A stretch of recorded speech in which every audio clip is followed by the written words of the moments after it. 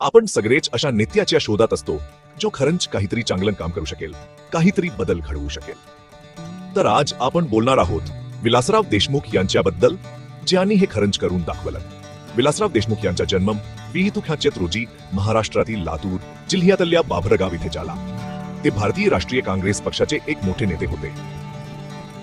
ते 2 वेळा महाराष्ट्राचे मुख्यमंत्री राहिले।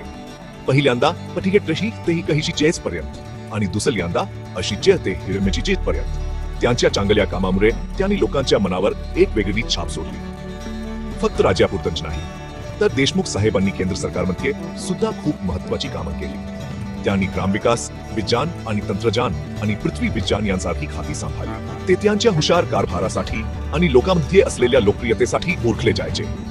त्यांचा राजकीय प्रवास गावच्या पंचायतीपासून सुरू झाला आणि पुढे ते राज्य आणि देशाच्या राजकारणात खूप मोठे झाले। अभिनेते रितेश देशमुख हे त्यांचेच सुपुत्र। एक दूरदृष्टीचे नेते म्हणून विलासराव देशमुख यांनी जो वारसा मागे ठेवला आहे तो आजही अनेकांना प्रेरणा देतो। जॅक त्यांच्या कामाची आणि त्यांच्या प्रवासाची आठवण काढून आपण भारतीय राजकारणातल्या या मोठ्या नेत्याला सलाम करूया। Break time point 22।